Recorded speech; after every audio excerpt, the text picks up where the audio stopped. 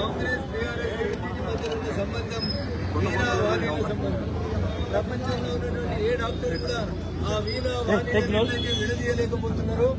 Congress TRS పార్టీల మధ్యలో ఉన్నటువంటి బంధం కూడా అట్లాంటి బంధమే. ఆ రెండు పార్టీలను కూడా ఎవరు విడదీయలేదు.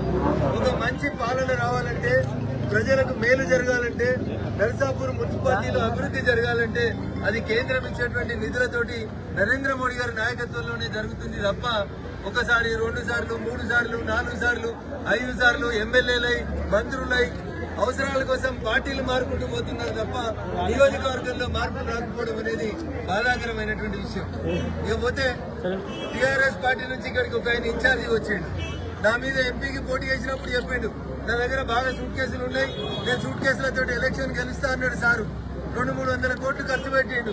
ముచ్చట చెప్పిండు, ఎలక్షన్ మేనిఫెస్టో చెప్పమంటే ఫంక్షన్ హాల్ కట్టిస్తా, గరీబులకు చదువులు చెప్పిస్తా, ఫ్రీగా పెళ్లిళ్ళు చేపిస్తా, ఇట్లా చాలా విషయాలు చెప్పి మళ్ళా ముళ్ళలు చదువుకొని పోయినటువంటి వెంకట్రామరెడ్డి అనే ఎమ్మెల్సీ మళ్ళీ నర్సాపూర్ నియోజకవర్గానికి ఇన్ఛార్జిగా వచ్చి పైసలతోటి నర్సాపూర్ నియోజకవర్గ ఓటర్లని కొనుగోలు చేయాలనేటువంటి కుట్ర చేస్తా ఉన్నాడు.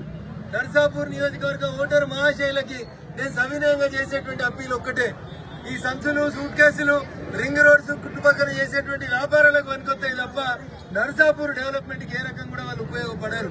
ఏం మిగిలిన వాళ్ళకి ఇస్తే ఇంతకు ముందు ఇస్తేనే అన్ని గుట్టలు చెండలు అన్ని అమ్ముకుంటూ పోయినని చెప్పారు.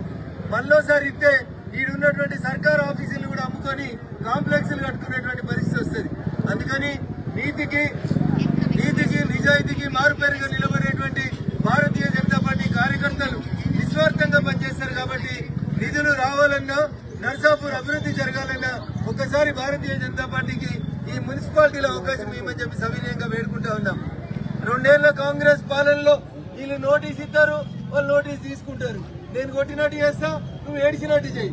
ఏమైనా అక్కలుందా? ఎవడన్నా ఎలక్షన్ల నామినేషన్ల రోజు మాజీ ముఖ్యమంత్రికి కాంగ్రెస్ ప్రభుత్వం టీఆర్ఎస్ వాళ్ళకి నోటీస్ ఇస్తుంది అంటే పేపర్లలో అయితే కాంగ్రెస్ కనబడాలి, లేకపోతే టీఆర్ఎస్ కనబడాలి.